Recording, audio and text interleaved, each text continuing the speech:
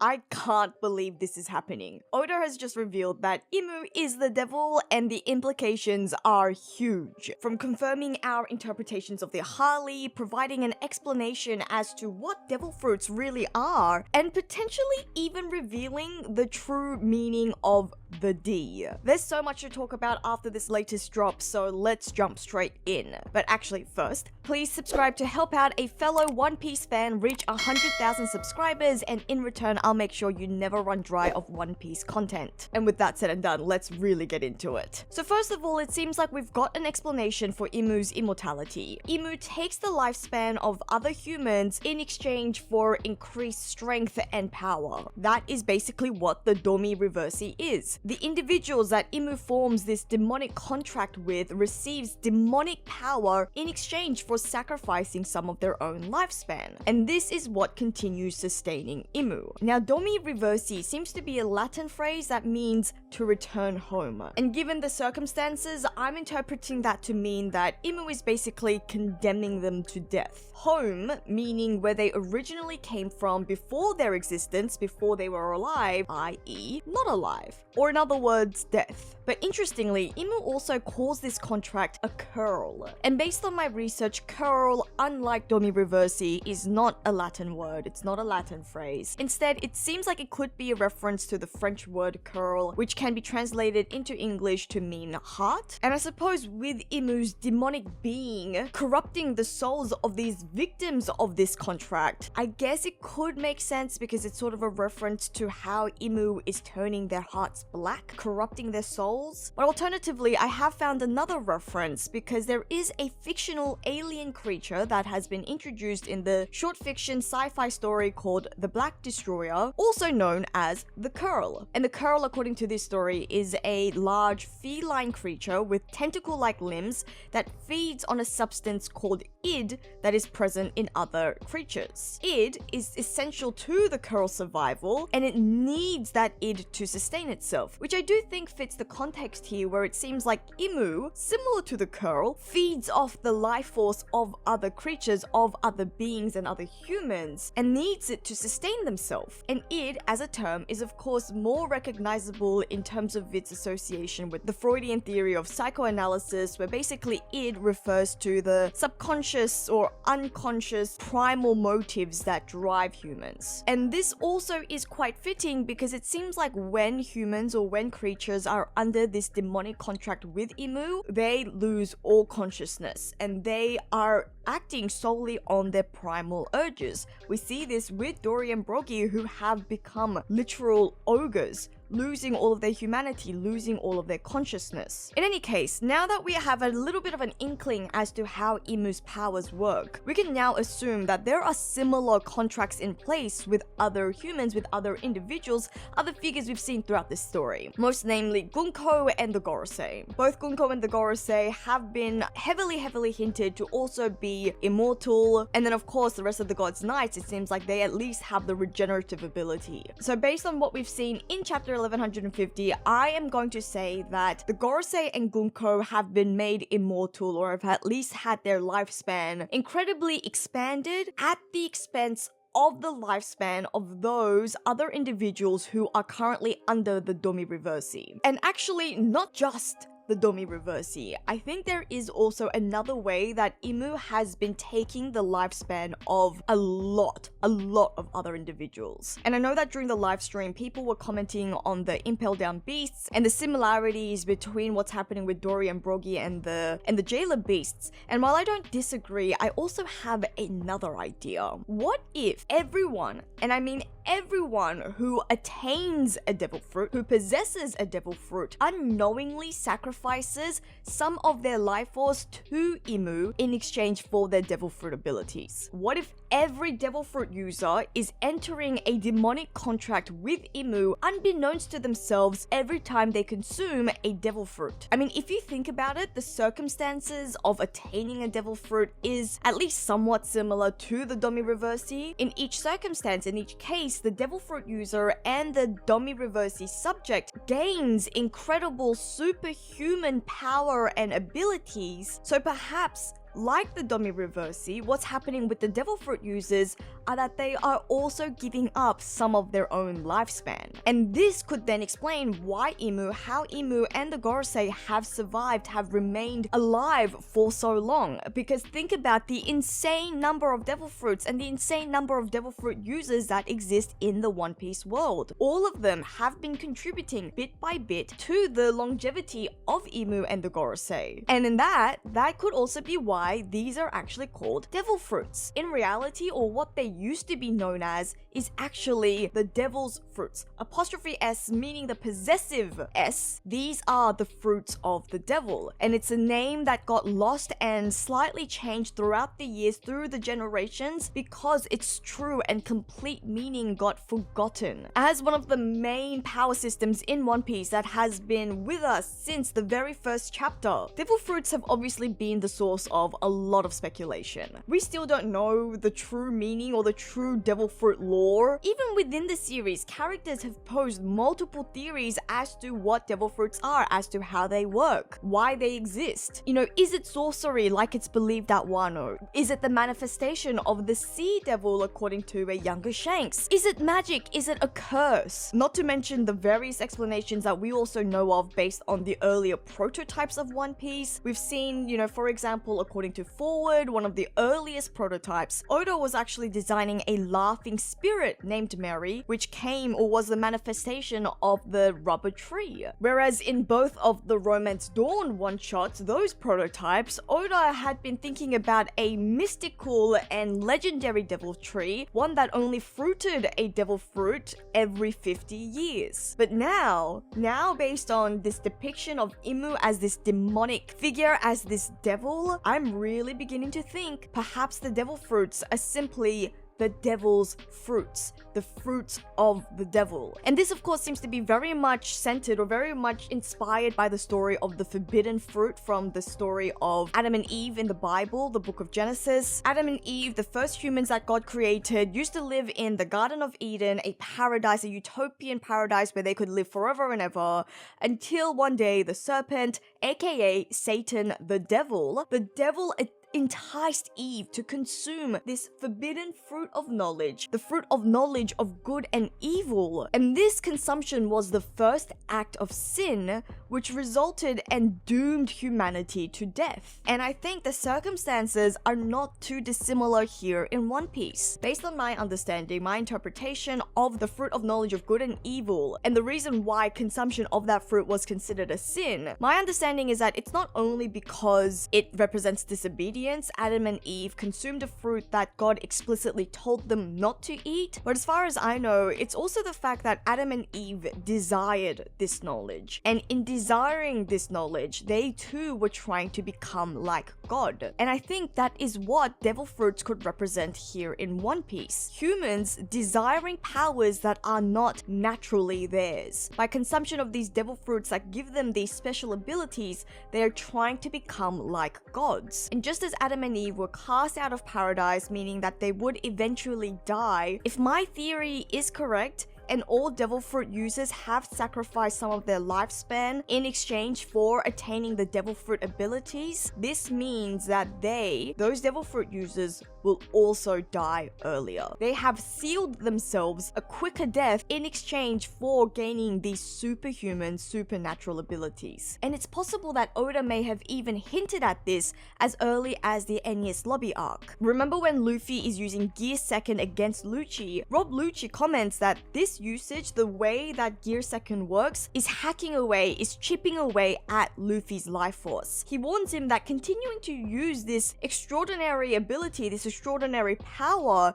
is going to result in Luffy having a much shorter lifespan. And I know that this is a comment that is widely disputed amongst the fan base. I think the broad assumption about this comment is that at least since the time skip, due to Luffy's overall power up, this threat to his lifespan is no longer a concern. Because of his haki as well as his overall increased strength, Luffy has adjusted to his devil fruit abilities. The use of his gears don't affect him like they used to or like they could have. Whereas now I'm wondering whether this throwaway comment, which mind you has never been brought up again since chapter 420, but this still may have actually been hinting at something else. Oda may have been providing us with a little bit of devil fruit lore very early on. And if that is true, I think we should also ponder what that means about Imu's abilities. Is Imu also using a devil fruit in this scenario, or as the devil incarnate, as the devil themselves, are these Imu's original abilities? I think one of the most noticeable things about Imu or slash Gunko, Imu Gunko, I'm just gonna call her Munko. One of the most noticeable things about Munko's use of the Domi Reversi is the reliance on her grimoire. That spellbook, the anti-Bible. I have to say that this introduction, the feature of a grimoire, is, to me, feels like a pretty big deal in One Piece, because it introduces something quite foreign, or at least something very rare in the series, the idea of magic. One Piece is obviously a fantasy series that features a lot of supernatural, superhuman, fantastical elements, things that are mystical, things that seem magical, but in general, or at least most of the time, Oda hasn't incorporated magic formally in his series. Devil fruits and haki are power systems on their own that don't rely on magic, but have their own, essentially their own scientific logic behind it. Perhaps the only instances of magic, or at least something similar to magic, would be Basil Hawkins, who is known as a magician, and he possesses fortune telling and tarotology in his arsenal, as well as Madame Charlie, who also used to be a fortune teller and used a crystal ball as a medium for her predictions. I guess those would be sort of the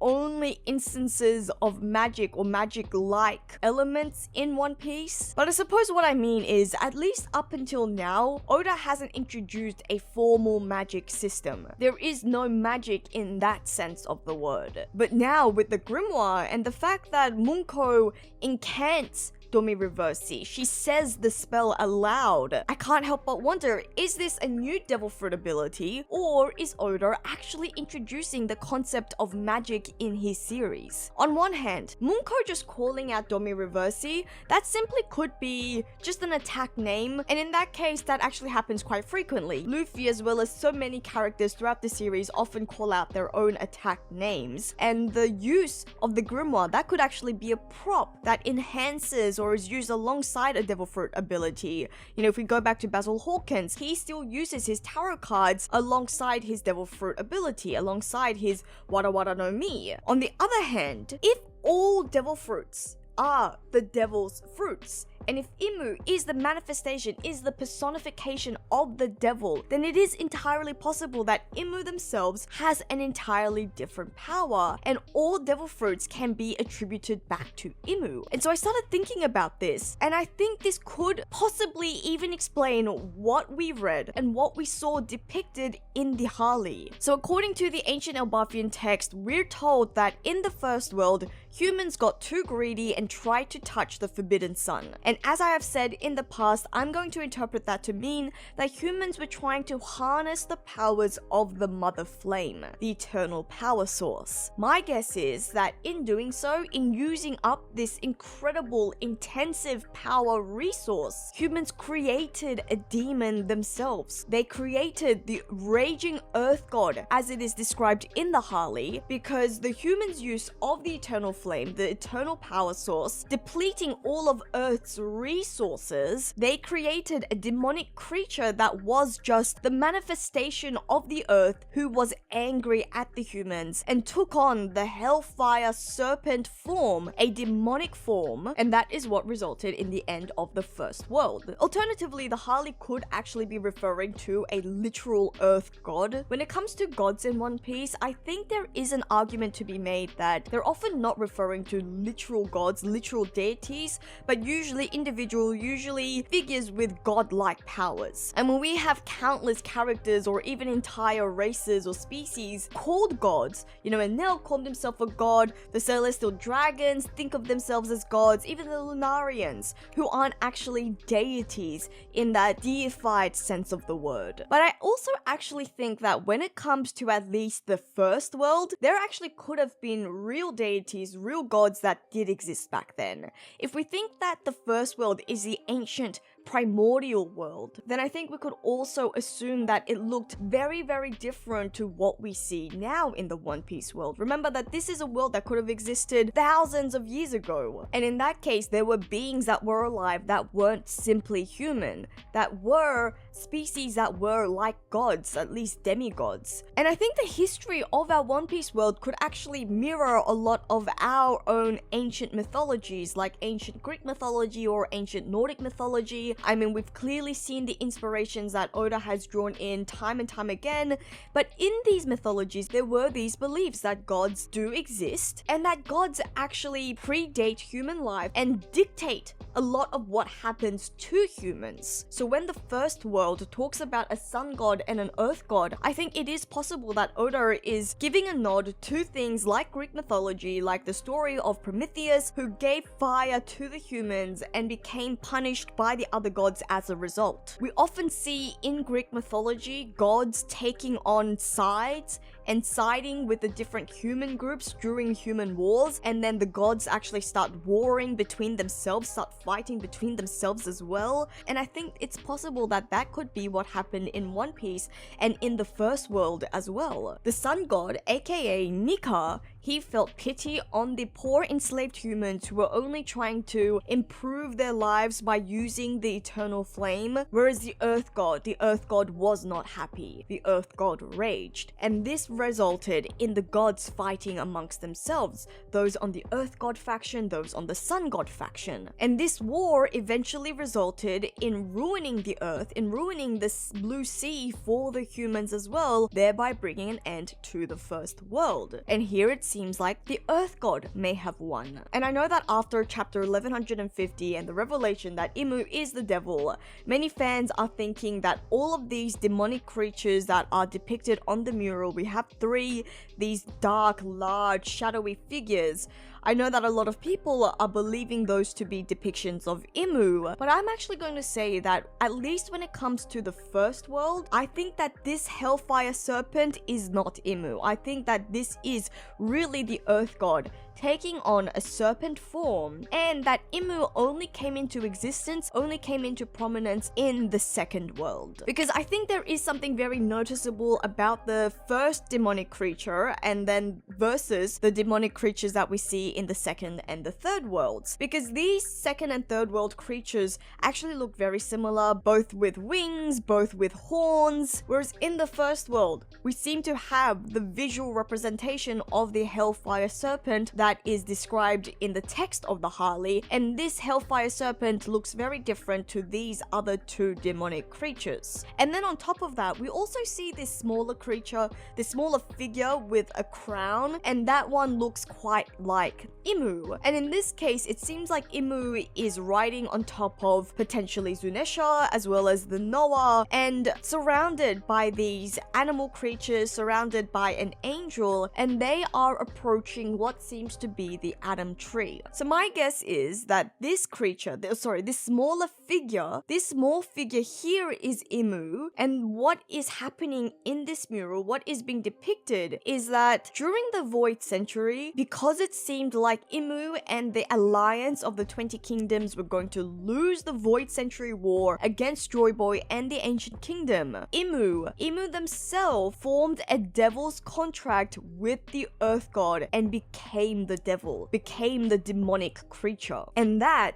could be what the Harley is talking about when it says the forest god tamed demons. Here, I think the forest god and the earth god could be referring to the same deity, similar to how in our own real-life mythology, gods take on different names, or the names of deities change throughout generations, throughout cultures, simply as societies evolve, or simply because mythologies are often an oral tradition that get passed down and slightly changed throughout time. Or at least, I think that the earth god and the forest god were on the same side, opposed to the sun god. So I think here, what's happening is the forest or the earth god tamed the demons to bestow it onto Imu as a power to hold, as a power to possess. They gave Imu demonic powers. And I think the reason why they did this, gave this incredible power to another human, is because during the Second World is probably when the moon races arrived to the Blue Sea. We see that being suggested in the Harley mural, and we know from Enel's cover story that after the moon races depleted their own resources, they came down and they moved to the Blue Sea. And then I'm guessing what happened, they arrived, was that they introduced new advanced moon technologies for the humans that were now living in the Dark Ages following the end of the First World. And in particular, I'm guessing they introduced these technologies to the Ancient Kingdom. The moon people introduced the Ancient Kingdom to their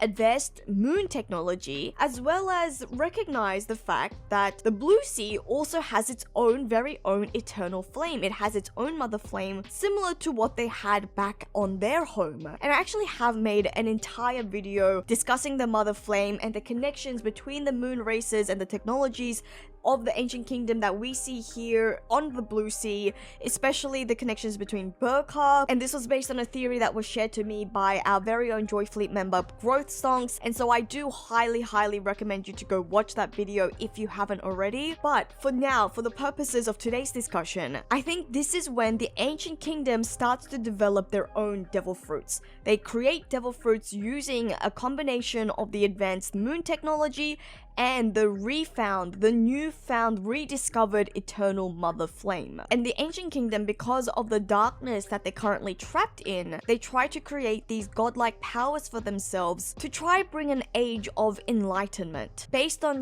stories that they sort of remember from generations and generations ago, back from an era where humans walked amongst gods. And this obviously angers the Earth God again. What the Ancient Kingdom doesn't know, what they don't know, is that by this extensive use of these technologies to create the fruits, which is again depleting Earth's resources, the Earth God has laid a curse on these devil fruits, on these fruits. The Earth God has laid a curse on the Ancient Kingdom's lifespans. And that is the drawback of these supernatural abilities. The secret unknown condition that the Earth God has weaved into the fruits as a payback for causing more of the Earth's destruction through the abuse, through the misuse of the eternal flame. Meanwhile, this growth and expansion of the Ancient Kingdom is also causing friction with its neighboring countries, not only angering the Earth God, but is also causing problems with other fellow humans, because the other neighboring kingdoms feel threatened by the expansion, the growing power of the Ancient Kingdom, and so enter the alliance of the 20 kingdoms. But for the alliance, for those 20 kingdoms, faced against the overwhelming power of the Ancient Kingdom, their advanced technology, their devil fruit abilities, all hope seems lost. That is until Imu forms a pact. Imu forms that contract with the Earth God, promising to wipe out the Ancient Kingdom, to wipe out Joy Boy. Imu is bestowed the power of the demon, and Imu becomes the devil thanks to the Earth God. And I think this relationship could then actually explain why Domi Reversi is named Domi Reversi. Remember how I said that Domi Reversi in Latin actually means to return home? Well, what happens when people die? People get buried. In other words, when you die, you return to the earth. So what this means is by stealing your lifespan and sealing your early fate, your early death, Imu is condemning those people to return home, to return to the earth, to face an early death. hence Domi Reversi. And this demonic contract that Imu has entered for themselves could also actually end up explaining how the Alliance even defeated Joy Boy and the Ancient Kingdom. Because remember, in chapter 1115, Vegapunk comments that the Ancient Kingdom was such a robust faction, and with the advanced technology we know that they had, it makes sense that the only way that the Alliance was able to defeat Joy Boy and the Ancient Kingdom, who had these supernatural powers of the fruits that gave them godlike strength, the only way to defeat them was when Imu deified themselves. It was only when Imu became the devil. And that is actually also exactly what the Harley text says. It says that man killed the sun and became God. In other words, Imu was able to kill Joy Boy, the reincarnation or the manifestation of Nika, the sun god, and in doing so, and to do so, Imu became a god themselves. They became the demonic deity. And that explains why it's the same demonic figures that appear in both the second and third worlds, but not the first world, because it's from the second and third worlds that we are seeing Imu in their demonic form. Whereas that little part where the Harley depicts Imu riding on Zunesha, riding on Noah, being surrounded by those creatures and the angel, I think that that could actually be the visual representation of Imu living off of the souls, living and feeding off of these life forces of these other creatures. And I think that this could then also explain what the D initial stands for. I think the D actually stands for Deus. Deus is the Latin word for gods or deities in English, and I think this relates to how the people of the Ancient Kingdom gave themselves the power of the gods via the fruits and believed it to be a good thing, that they were bringing an age of enlightenment and progressing the civilization, not knowing instead that they were actually powering the devil by sacrificing their own lifespan for those powers. And that's how, over time, those fruits came to be known as the devil's fruits, because people came to be aware and came to understand that that was the implication of those fruits. But of course, by the end of the Void Century, when all of humanity or most of humanity got wiped out, the truth would become forgotten. The true nature of the devil fruits would become forgotten, and Imu has capitalized on this ignorance, still enjoying an eternal lifespan because of the numerous devil fruits that are still kept in circulation. But then this raises the question, if Imu has this overwhelming power, why are they so scared of Nika and the Nika devil fruit? And I think that's actually quite an easy answer. It's because of who Nika is. Nika is the warrior of liberation. Liberation, freedom. Nika represents freedom. All those that are currently or have been the victims of the Domi Reversi, everyone who has become subjected to a shorter lifespan because of use of the devil fruits, all these victims live under a unlawful, a non-consensual contract. They didn't agree to this devil's contract. They didn't know that they were entering a contract whereby Imu would essentially control their lifespan. Whereas Nika as the warrior of liberation, Nika alone has the ability to free these enslaved people from Imu's control. Nika has the ability to break those contracts. Hence, enter Luffy as the latest incarnation of Nika. As the latest wielder of the Nika Devil Fruit, Luffy is here to break the Devil's Pact for good, thereby introducing freedom to all the enslaved people, finally defeating Imu, stamping out darkness in the One Piece world, and bringing about a new dawn. Now, I hope you were able to follow along, because those were just some of my thoughts after reading chapter 1150, and I hope that that was cohesive for you, because my brain was absolutely spinning after reading the last chapter. So let me know what you think about any of the ideas I've discussed in this video. You can leave it as a comment below. You can also like the video, share the video to show more support, and please do subscribe if you haven't already. You can also help support the channel further like these wonderful people by becoming a Patreon or channel member. But as always, thank you for listening to another one of my crazy ramblings. This is JoyGirl, and I'll see you again soon.